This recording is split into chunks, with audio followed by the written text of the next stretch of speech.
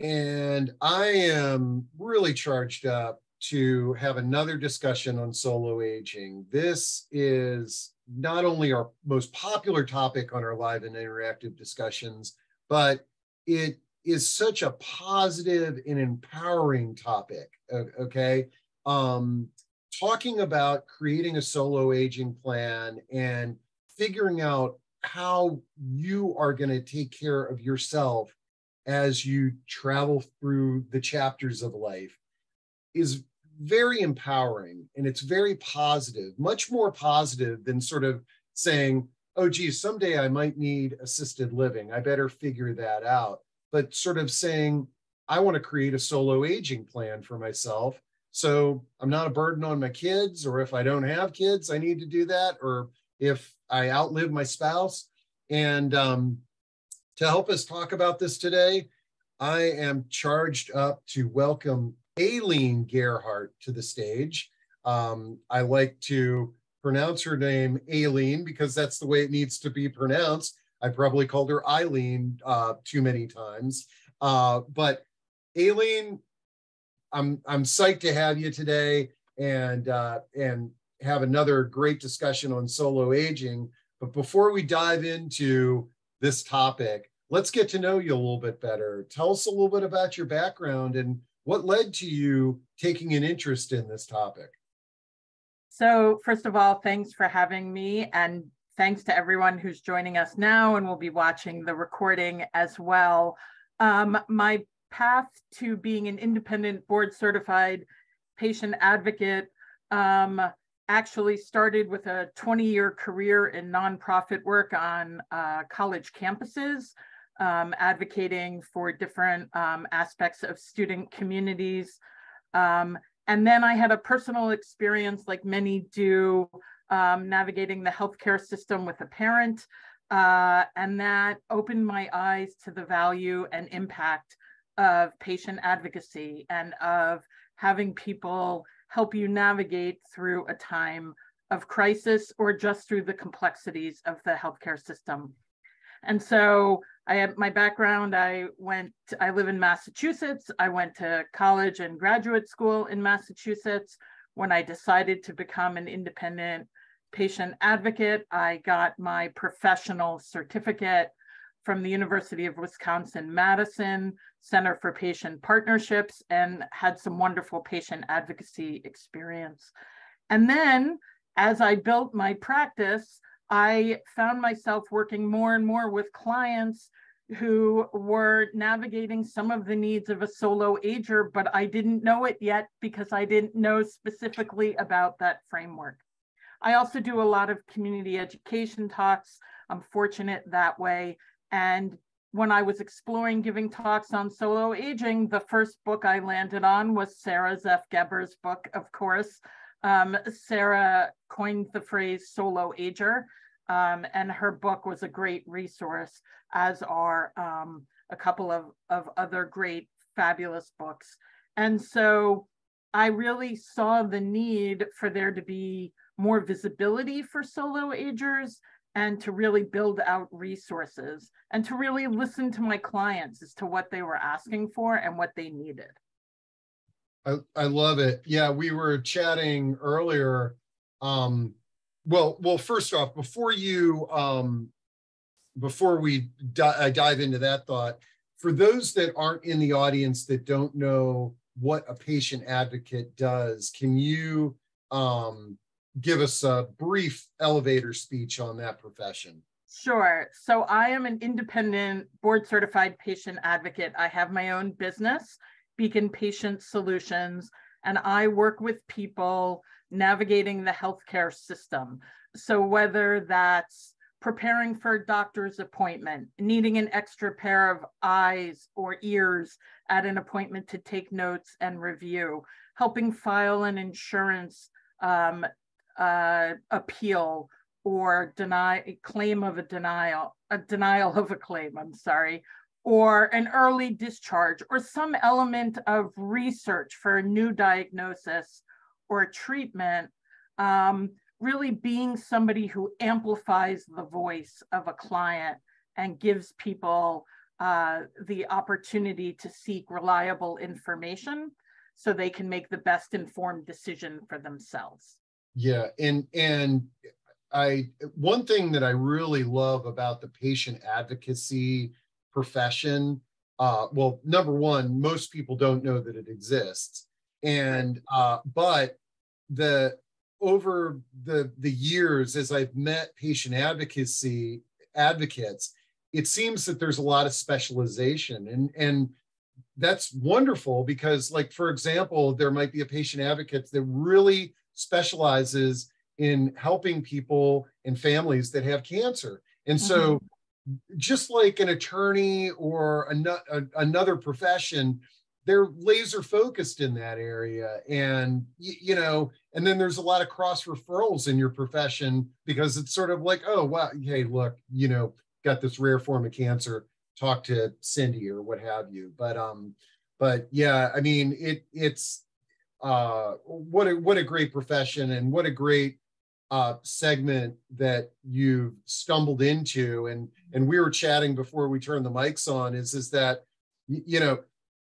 until 3 years ago, I'd never heard this term solo aging. It was people on these discussions started referring to themselves as solo agers. And once we started sort of having conversations about it, it really sort of opened my eyes up to this distinct, empowered group of folks that, and a great topic for planning for the future on. So, Aileen, I believe you've got some PowerPoints that you were going to share to kind of kick off our discussion. So I'm going to duck behind the curtain here, and actually, before we do that, okay, because I want to give Teresa a gold star. The best part about these discussions, why I love getting up in the morning, is the questions. And we already got one from Teresa, and she says, finding a healthcare power of attorney or proxy is one of the most challenging tasks for solo agers, particularly those with limited social networks and financial means. What are some solutions for people in this situation? And Teresa, I'm not only did I read that, because I know this is something that Aileen can address, I'm going to drop this into chat, because if anybody in the audience has ideas or solutions for Teresa, let's share them, but I did that intentionally because I want everybody to know we want to make this engaging. And then Aileen, as you're going through your PowerPoint, feel free to take a break and we can kind of have a little dialogue with the community members. Absolutely. Sounds perfect. The best part is listening and hearing from others. So with that, I'm going to quickly get started. So I really wanted to look today at sort of a ground level approach to solo aging, identifying some planning needs, and then also sharing some resources that are available as well, and how those came about. So I feel extremely passionately about the work that I do with solo agers. And for me, these are sort of the guiding principles that, for me, I feel that solo agers need and deserve a wide array of support services and resources, such as these valuable conversations. And some have only recently been developed, and some have yet to be created. It is critical that solo agers have a diverse network of professionals that are knowledgeable about their needs, so that we are able to refer our clients or community members, friends, etc., to people who understand and speak solo aging. It's also critical to have services, tools, and resources that are specifically designed for solo agers, have that guidance in planning that Steve was referring to in the beginning about a solo aging plan. And fortunately, over the last year plus, there's really been some greater public awareness but there obviously can be much more. And so for me, those are the foundational pieces by which I do my work. And it's really important that people consider that if people are lacking a support system of some kind, that they really need to put in that intentional extra layer of thought when it comes to planning. And so those are the launch points for me in my work as a solo aging educator and an independent patient advocate. So I always like to make sure everyone's speaking the same language. That's really important. So for me, the framework of solo aging is someone who's 55 plus without a reliable support system. And that support system is really the key component. That person may or may not be married or partnered. They may have not had children. They might live by themselves and or with a partner, or they had children, but for a number of reasons are either estranged or a complicated family dynamic or something else prevents a family member from being able to support and assist that individual as they age. So some of the things that we know are that a quarter of the baby boomer generation did not have children. We know, and Steve has hosted many a conversation on this, we have a caregiving shortage. We have to think more strategically and creatively about caregiving. If you then add in that a quarter of the baby boomer generation didn't have kids, that can also impact that need for caregiving. We know that about a third of Americans between 45 and 62 are single, as compared to about a fifth in the 80s. And we know about a third of older adults are likely at risk for some aspect of soloness, some need of support at some point where they really need to rely on different elements of an intentional support system. So one of the things that's absolutely fantastic is that in the last number of years, there have been some research done on solo agers. And right then and there, that speaks to the need and to the visibility. This slide is from the AARP's, oh no, I'm sorry, it's from the US Census report that came out in 2021, looking at childless adults and sort of the overall total, and then looking at it by gender, by partnered and living alone. And it tells an interesting story. And one of the reasons we know that there are a large group of solos that have emerged is because people are living longer. People have had fewer children or no children at all. And that people are more mobile in the past than in the past and making different choices about their living arrangements.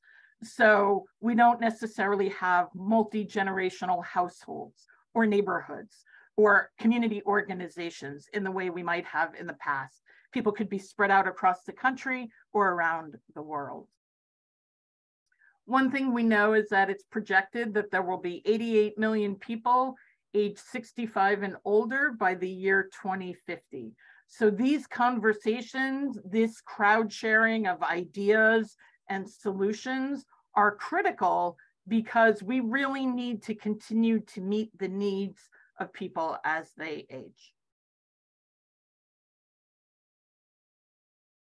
Here's a piece of information from the AARP 2021 research study that 2/3 of adults 50 and over know at least one solo ager. And some say they're a friend, they could be a neighbor, and they also took that data and fleshed it out a little further and mapped it out here as part of the report, which is linked at the bottom of the slide. And we'll make sure Steve puts it in chat. We'll put it in the follow-up resources as well, because it's definitely worth a read. Looking at what the different relationships might be with someone who self-identifies as a solo ager. So that ranges from friend to caregiver and everywhere in between.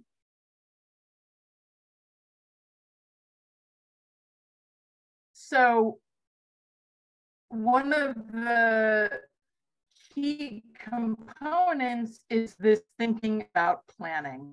And so for me, when I look at planning, and then we're gonna, once I sort of share these 6 pieces, we're gonna check in with folks in the chat and Q&A and all of that. When I look at the planning needs, as an independent healthcare advocate, I may have a focus on healthcare needs and management, advanced care planning, and the role my client's support network may play in some of those pieces. But the reality is that the reason that I illustrate it as a pie is because these pieces are all connected. There is no way we can consider navigating our healthcare without an understanding of our finances. There's no way for us to consider our healthcare without realizing that where we live and how we live impacts that as well. And so these pieces are all connected. So it's looking at healthcare needs and management, advanced care planning, so that question about the healthcare proxy and who can serve as that person for me.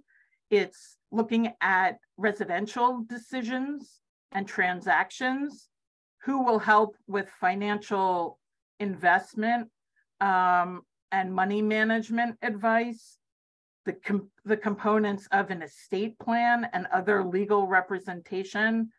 And then all of that is related to making sure that someone has an age diverse and robust support network. And that age diverse piece is so that we're able to connect with others at different stages of their lives and at different stages of our lives. And that way we can be a resource to somebody who may need extra support, and they possibly can do the same for us as well. So those are the 6 pieces. And I just thought, let's check in, Steve, with some of the questions to make sure we're. Yeah, no, that was great. I really liked your components, and I think the holistic approach to creating a solo aging plan is what I really like about this discussion topic. And let's see.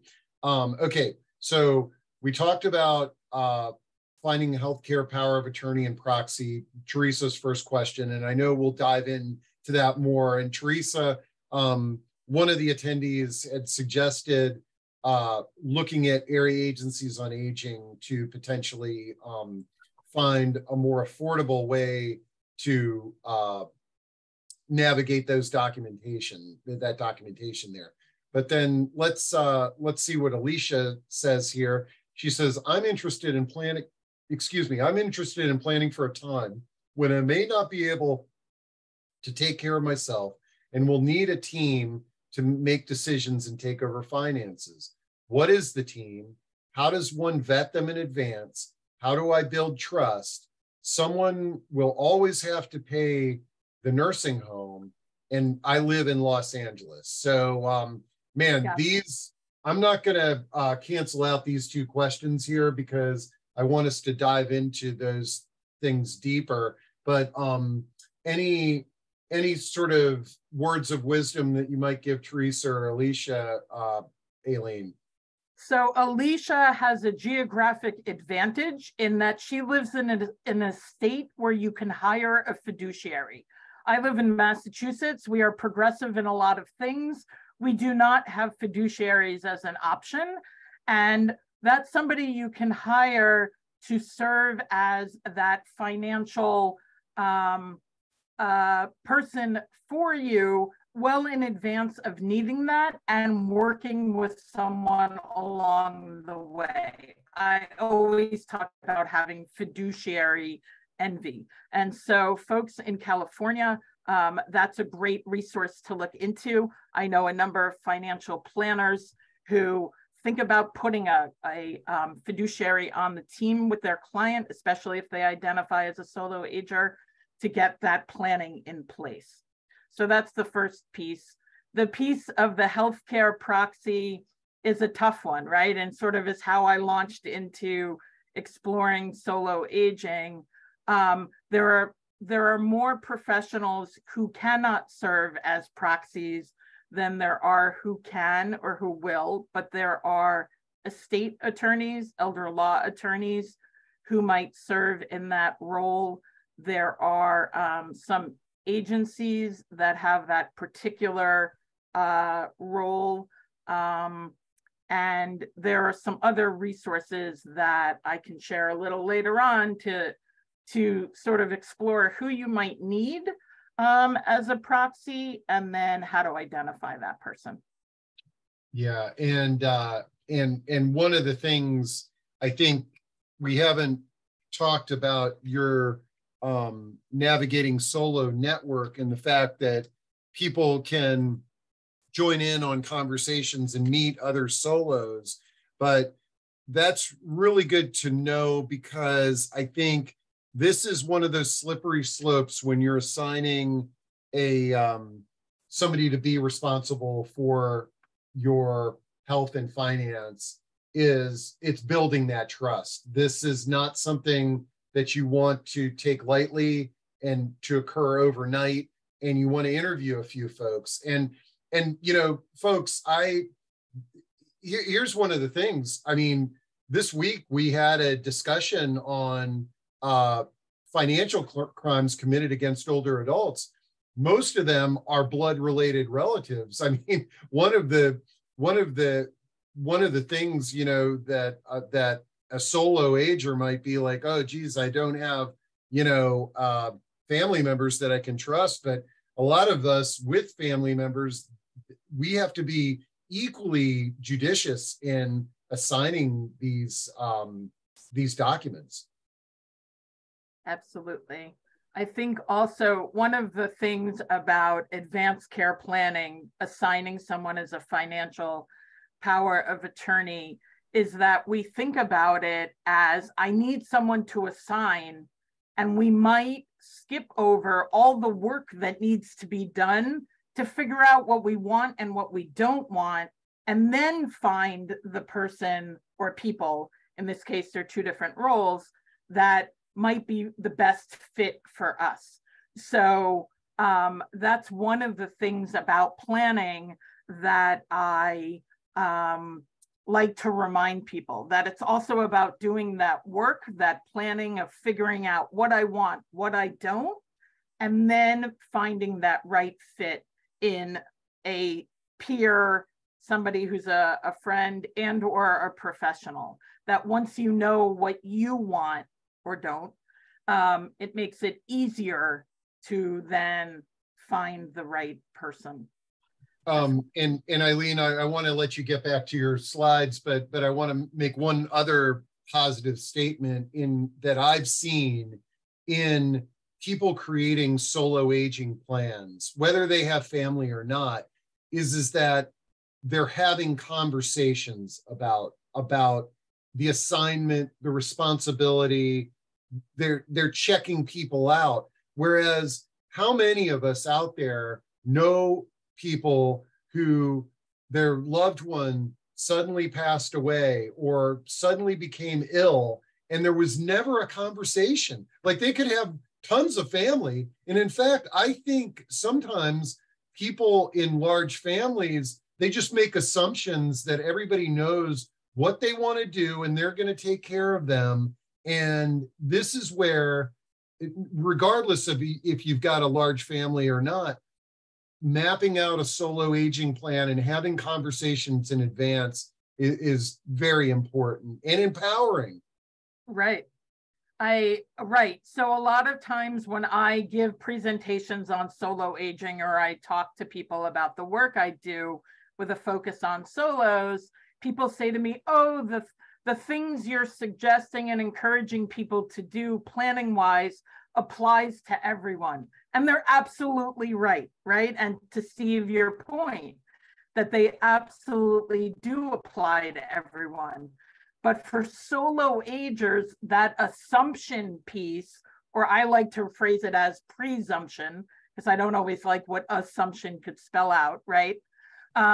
Is an opportunity to be intentional about who's going to be involved and to clarify how you want someone involved and how you may not. And so that's really important as well. So I always think about the gift that solo agers are giving everyone else in terms of planning, because there's an intentionality and a methodical approach that can really benefit everyone, no matter what your family construct is or your support system construct. So it's a perfect segue to, right? So the whole concept of planning, what we know is that people, we're human. We tend to put off things we don't like doing, things that are hard, and things that we don't know that we have an answer for. And so I always encourage people, when you're thinking about that support system, make as many connections as you can now, and take note of those different connections that are part of your daily life, your weekly life, your monthly life, and your routine. And folks that you may connect with that you may not have thought about as being able to play a role in your support system or in theirs. And so that's just something to give thought to. It's also great and ideal to sustain independence for as long as possible. It's also really important, and I have this come up often in the work I do with my clients, to seek out accountability partners. What does that mean? That means I want to get started on thinking about my healthcare plan, my advanced care planning, but I keep putting it off. And so if I have a buddy or 2 or 3 people to talk to about it, and they can share with me, we can hold each other accountable to start chipping away at some of these pieces. And so it makes it less overwhelming. It also makes it collaborative, and you can learn from and with each other. This is not a unique concept, but is an important one. Putting together your own personal board of directors. We know that organizations, corporations have boards of directors and have board members who are passionate about the organization, the corporation that they are involved with. And the same is deserving of every single individual. We should have people who champion our needs and our work and our interests, regardless of whether that's an individual or a professional. Just some things to think about. So I spent a lot of time thinking about navigating healthcare and working with clients on navigating healthcare. And there are some things that are specific to solo agers that can sometimes serve as barriers or speed bumps or things that need some special attention. So things like transportation to and from medical appointments, or being signed out after a procedure where anesthesia was given, or some other medication, and you're unable to leave the appointment yourself, drive yourself home, etc., or take a cab home on your own. That can be a barrier for folks in terms of going for that treatment or procedure or to that medical appointment. Same thing with having an emergency contact. I refer to it as, who is your 3 a.m. person? Everyone needs at least one 3 a.m. person. And so who is that person, and how can you figure out who might best be that person for you? Other things that can be barriers for solos, health related, relate to somebody reliable having access to important medical records, so that they can help you make informed decisions for yourself. Same thing with monitoring well-being, care coordination, and management, etc. So breaking that down just a little bit, I always encourage people to plan for a medical crisis before something happens. And the reality is we can't change the science, the medical situation, but we can be prepared for how we'll handle it. Do we have all of our documents easily accessible and able to find in a way that we can grab them on the go? That the folks that we've assigned to be our advocates as well have a copy of that paperwork too, so that they are in sync with you. So that's something to consider. There's also something called the Go Plan or a Go Bag, where you have extra phone chargers, tablet chargers, device chargers, hearing aid batteries, extra pair of glasses, extra pair of reading glasses, those kinds of things, travel toiletries, anything that if you were to leave from home in an emergency, not only did you have that paperwork organized, but you also have some comfort elements as well, so that there's that preparation. It's also really important to identify who you can rely on in case of a medical emergency, sort of going back to that 3 a.m. person, someone who might be able to accompany you to the hospital or while you're admitted to a hospital or care facility, or someone who might be able to drive you home as well. That delay can have health consequences if we choose not to go to a colonoscopy because we don't have someone to sign us out. That obviously can have health consequences, and we want to avoid that as much as possible. So the other piece with health are these decisional elements. So as an advocate, I help people research information and secure reliable resources. People need to estimate and manage their healthcare costs, understand and choose the different treatment options, navigate the complexity of the healthcare system, and then all of that is hopefully making a decision related to the quality of life and one's own individual personal values. But for a solo ager, if the support network is limited, or someone lives on their own and they're unable to have those treatment option conversations with someone else, they might let the clinician make the choice because it's easier than not being able to talk it out on your own, or ask that clinician to be able to discuss the options as well. But these decisional elements, looking at how you figure out costs and how you do research and how you look at treatment options, are all pieces that can be speed bumps for solo agers. And so it's really important that individuals are aware of that. And it's equally important that professionals who are supporting and helping clients and community members are aware of that as well and sensitive to that. So the other piece I keep referring to is a support system. That support system is made up of professionals, individuals. The professionals are, as Steve pointed out, well vetted. You want to go with folks you can trust, who have good reputations and knowledge in what you're doing. But anyone who is part of your support system should always be someone that's your champion, in your corner. If they provide feedback, it's genuine and in your best interest, and that they're looking to have a positive impact on your goals. And so that's really important to consider as well. So this is the point where usually I give a talk And I don't know, Steve, if we can't see the folks, but I'm hoping no one is sitting there looking like that. But I wanted to take another break and get a sense of some feedback, some thoughts before we launch into some solutions. Okay, great.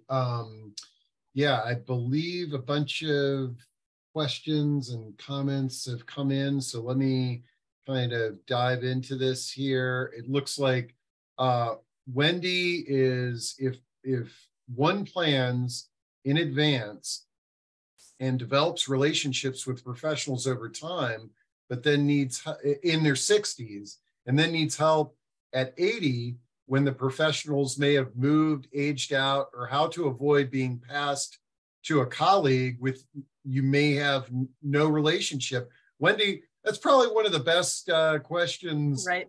That's what I love about these. And you hear this quite often with doctors where, you know, our doctors retire and now we're scrambling at the last minute to find a replacement. Right. So one of the questions you can certainly ask is, what is the succession plan, right? Mm-hmm. That we're working together now. I work with, you know, ideally, it would be great if everyone was proactive, right? In terms of that framing of that question for Wendy, right? That working with somebody now with the intention of working with them over time, that is an ideal. And what is the succession plan? I don't want to be just passed off to another professional. I want to have fostered a relationship with that individual or individuals so that they know me, they know my needs. What is the plan for that? You can ask professionals those questions. It's a little harder with clinicians, right? That's definitely the case. And the feeling of starting over when you see a new clinician. But you want to be able to tell your most important pieces of your story to that new clinician, you know, in your voice. So it's beyond the clinical notes, et cetera. The clinician part is harder with continuity than the professionals, than the other professional pieces are. Yeah, and it's funny, I glanced over into chat, and where is it? It's somebody, Barbara says, speak on the issue of choosing healthcare financial individual who's younger rather than same age or older, so they are there when you need it. But I think, again, because we are very age friendly on these discussions, let's not get wrapped up on the age of somebody, because we all know there's lots of people out there working into their 80s and 90s. But I do feel having that succession plan conversation is very important. And then Alicia says, are there entities that may coach on building the plan with trustworthy people, and how does one find them? But I want, before you reflect on that, Eileen, I want to read the Jennifer Brown's question, where it says, where do you draw the line between an advocate and the role of an aging life care manager that is often a master's level social worker? And back to Alicia, one group of providers that I know have been really focused on helping solos create plans is the aging life care professional. Right. So what's the difference between an independent patient advocate and aging life care pro is a question that comes up a lot. So my deep dive and work is in navigating the healthcare system. That is what my training is. That's what my board certification is in. My scope and breadth of work looks different than a master's level social worker who might also be doing assessments, medication management, all of that. A independent patient advocate does not provide financial, legal, medical advice or services. And so we are totally information-based. And so we can do that deep dive. I partner with aging life care managers often on the complexities of the navigating the healthcare piece for their clients, because it means that somebody can take that piece of the case or the care plan and work with that client in collaboration with that manager. So it's an opportunity to collaborate. In terms of the other question, besides aging life care managers, there are a number of us who are advocates who work with people to put together solo aging plans. I do it frequently with clients and in the work that I do. And how do you find those trusted professionals? So we'll talk about some of the resources, right? When we're looking at these, Steve, do you feel good about the questions that we can sort of go on let's circle back and try and come back? Okay. Yeah. Let's get to the rest of your slides. And so when we're looking at these 6 elements, right, and we're touching on these different things, how do I find a healthcare proxy? How do I navigate the healthcare system? How do I file an insurance appeal, etc.? Who are the different people who could be involved in my support network? All of those things, and the financial management and the legal management, all of those pieces are critical. It's the same pie I showed earlier. I just added some color. But the reality is it's still all connected. And so when solo agers are looking for resources, the landscape used to look right. So if we go back to my foundational fundamentals of the work that I do and the commitment to making sure that there is more public awareness, that there's guidance in planning, that there's a wide array of support, then we need to look at the landscape and see what's out there. And so originally,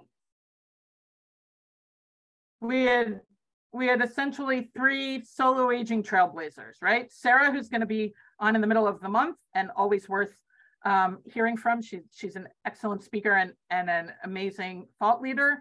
Joy Laverty, who happens to be giving 2 presentations in Baltimore today, one on solo aging, one on caregiving, and is a trailblazer in solo aging. And Carol Marek, who started the Elder Orphans Facebook group, which now has a number of members, has written a book, Solo and Smart, has her own coaching and work related to solo aging.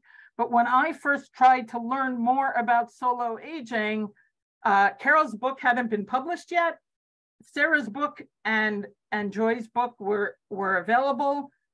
And that was basically it, other than connecting with colleagues who were thinking about these things, or sporadically finding articles on various media publications about solo aging. And so, as Steve mentioned, so in the fall of 2021, after looking around, after seeing Sarah's book, Joy's book, connecting with Carol, it sort of became clear that there really needed to be some kind of clearinghouse and national space for solo agers, for professionals who work with solo agers, to learn more, to have resources that are supportive, engaging, informative. And so I launched the Navigating Solo Network. The website's navigatingsolo.com. And in doing so that's an initiative under my business as well. But these are the things that the website offers. It has a resource library, which on the next slide, I'll show you what's in there, which will include this conversation and has include links to previous conversations on solo aging as well. There's a newsletter. There are free virtual gatherings for solo agers. We have people from 13 different states join for those. We're launching regional groups. And I'm in the process of completing a workbook for solo agers as well. So the resource library, which I know Steve tapped into because he was thrilled to see the research and reports on solo aging, right? That was something available, has these different elements. There are books and articles, links to all those different things. There are links to talks and videos, anything that's recorded that we have permission to link as part of building a solo aging library for anyone who visits the site, the research and reports, and also podcast interviews and other interviews that might be useful as well. That's all available just by accessing the resource library. So in the conversations with people as they've attended the virtual gatherings, it's become clear that people really want to connect with each other where they are. And so we're launching regional groups. And so currently there's a regional group interest form. We have about 200 people who have filled it out so far. And that's going to be the breakdown of the country as well, for people to be able to connect with others in their region, maybe tap into some geographic specific resources, laws, opportunities in a way that a national conversation might not necessarily afford that. Here are just some brief statistics. We launched in October 2021. All but one state has visited the website for the US. 41 people in 41 countries have visited. We have a mailing list of over 600. We have social media connections of over 1,000. The site itself has been visited over 10,000 times since October 2021. And like I mentioned, our free virtual gatherings have been attended by participants in 13 different US states as well. We have another one coming up March 23rd, which is here on the screen. You can register straight off the Navigating Solo website. I also, through my own business, facilitate solo aging discussion groups. Another cohort is starting next week. You're welcome to join us for that. And then again, those 3 books are really, if you haven't looked at them or had access to them, 2 of them are in the library system. Carol's book is so new that it is not yet in the library system. They're excellent, excellent resources, both for you individually, for if you're starting groups, if you're working with clients or community members or looking to refer someone to a resource. I highly, highly, highly recommend them. Again, those are the 2 pieces in the work I do with solos. There's also going to be a business directory off of the Navigating Solo website.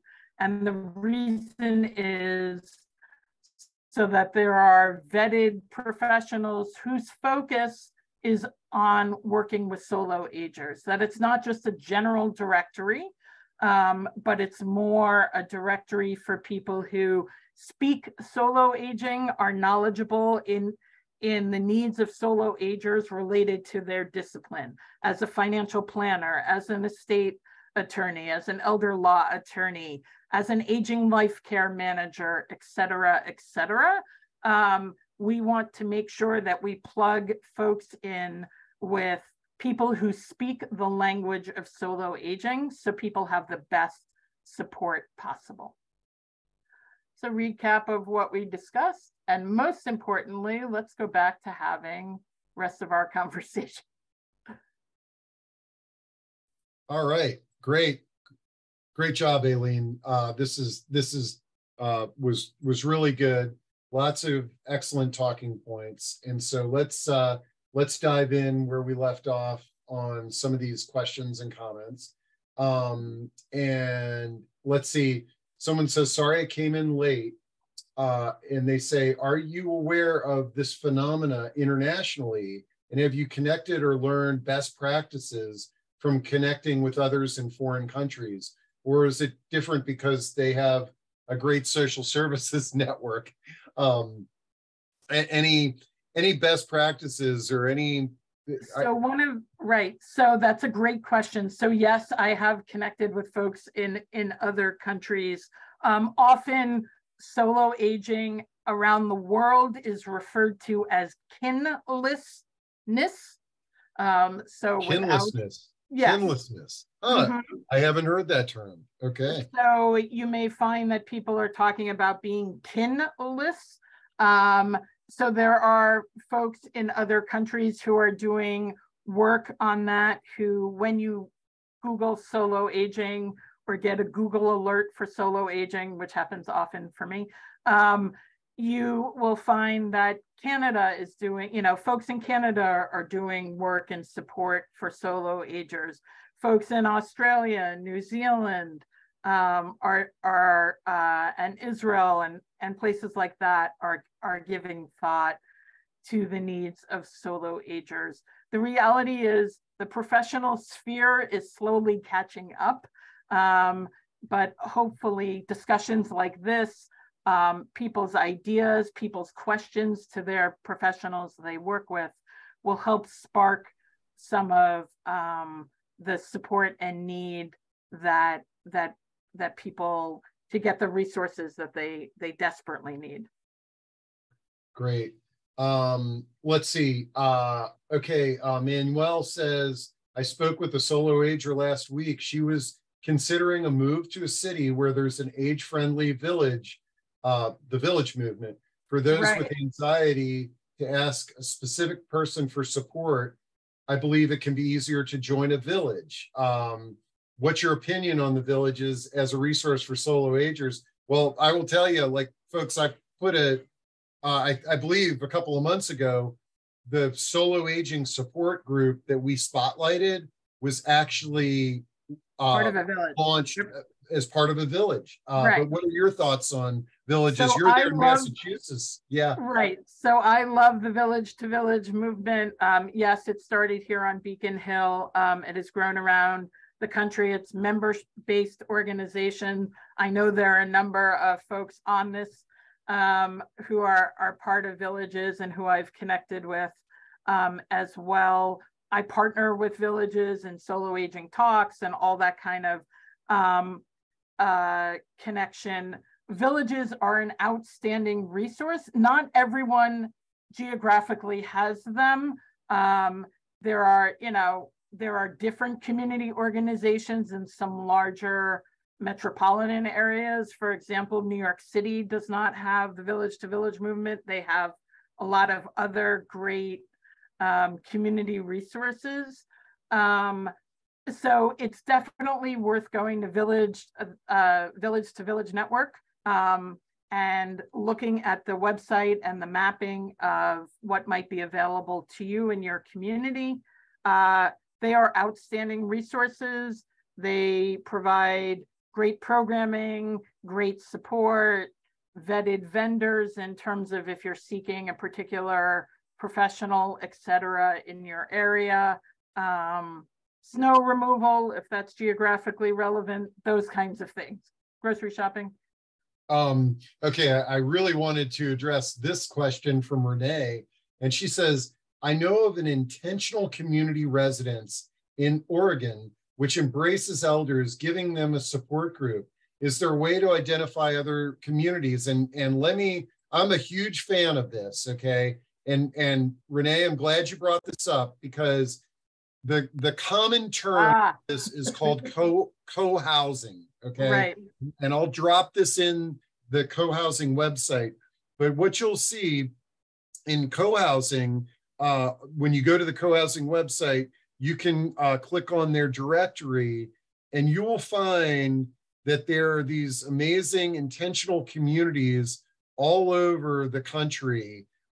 Here's a directory of them. There's that many in the scheme of things, but just to kind of give folks an overview of the value of the intentional communities is these are communities that come together and everybody there is living there willing to share their resources with their fellow neighbor. And it's pretty amazing. And I know what some of you are thinking, and it's sort of like, well, you know, how do we get along in a situation like that? And listen, we get along in our neighborhoods and we don't have these cooperative agreements. I've found these communities, nobody's moving there if they're not willing to sort of share and help and be helped. And I think for solos, co-housing is a great solution. It Right. really is just an amazing Well, concept. we certainly know that the baby boomer generation and any generation is not necessarily so interested in the kinds of housing that existed before. And so people are coming up with creative ways. You know, one of my favorite phrases in a shift in housing is the abbreviation is NORC, right? NORC, naturally occurring retirement communities, where people intentionally choose a building, a neighborhood, wherever, where there are a number of vacancies, properties to purchase, etc., and purposefully all go and live in the same place so that they are creating their own community of support. They could share costs down the line if they need some assistance, and they have that support for each other. So there are lots of different, co-housing is great.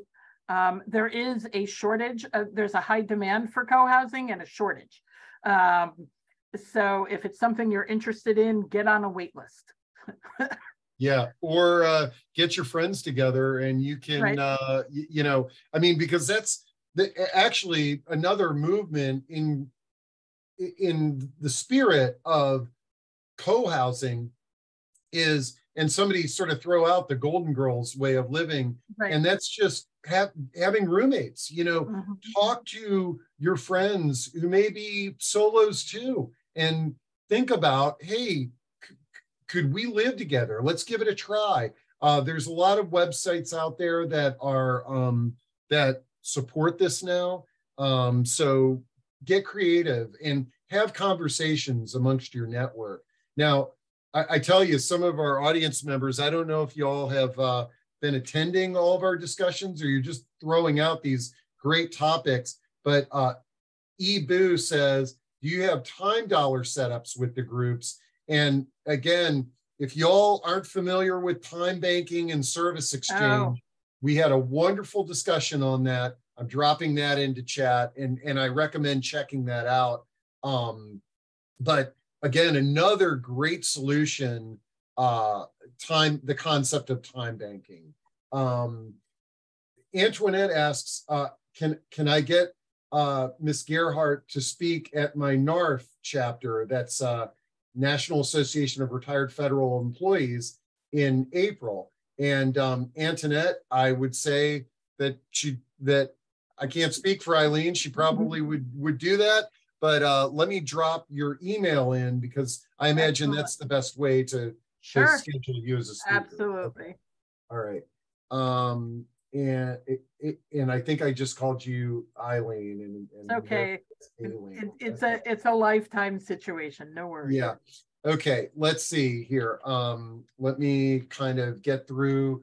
Okay. Someone says I joined mid-event. Apologies if this was already asked.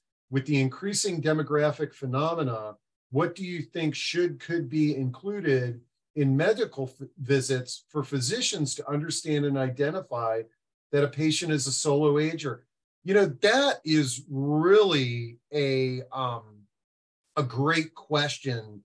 And I think those of us in this field, educating all professions on the fact that not everybody has a family or a support network, and asking a few questions, because I think in those conversations with your healthcare professional, that's where solutions could be drawn up. Of course. Solutions instead of barriers, right? So that example of, here I've been given treatment options. I don't have anyone to talk to about that. My clinician has just given me treatment options. And by knowing me, by having a sense of what my support system might be like, or my situation in general, they may offer some resources for further discussion about a treatment option or something, or further research on a diagnosis, et cetera, instead of things being a barrier. There should not be a barrier to, if I don't have someone to sign me out of a colonoscopy, I will not go to it. That is not a good thing in 2023. It wasn't a good thing in 1923. It's not a good thing now, right? Those simple barriers should not be an issue for anyone, self-identified as a solo ager, or just someone who doesn't have anyone to drive them home from something during the day. So we need solutions. There are some states that have volunteer healthcare proxy programs. They're vetted. It's not just like someone says in the grocery store, I'd like to be a healthcare proxy. But there needs to be more systematically, in partnership with the people that need it, development of resources. So one of the things in terms of tapping into the folks that are also thinking around the country about solo aging is that in June of 2021, I convened a professionals group where it's called Pros Who Work with Solos. And the idea is that it's a multidisciplinary group of folks whose work in some way has a focus on solo aging. So it's not a learning about solo aging group, but rather we're in the trenches of doing this kind of work of supporting clients and community members. And it is beneficial for me to know financial advisors, for financial advisors to know an advocate, attorneys, different folks supporting LGBTQ plus communities, all these different kinds of pieces that we think about.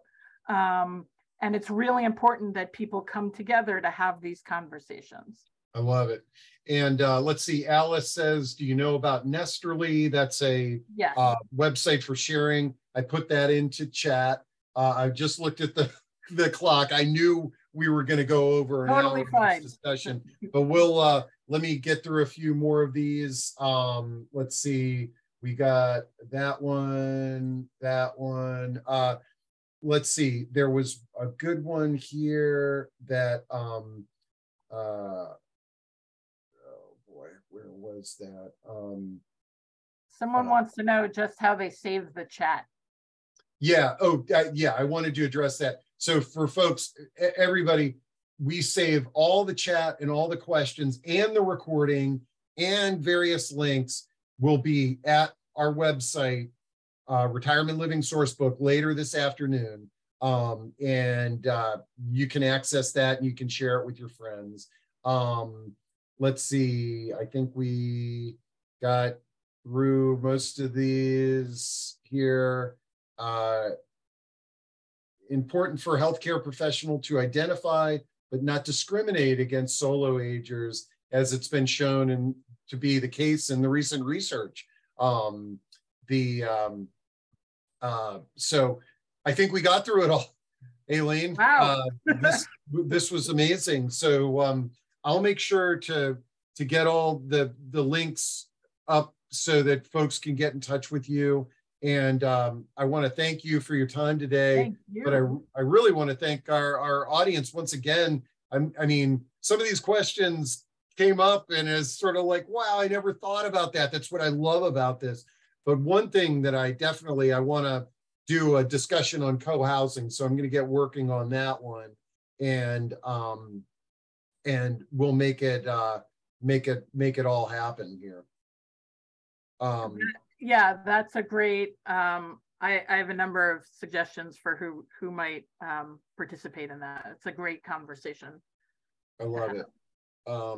Okay, well, you know, because of the holiday week, I thought today was Friday. So I got a few emails. They're like, Steve, this discussion is not on Friday, but because I kind of missed out on Monday.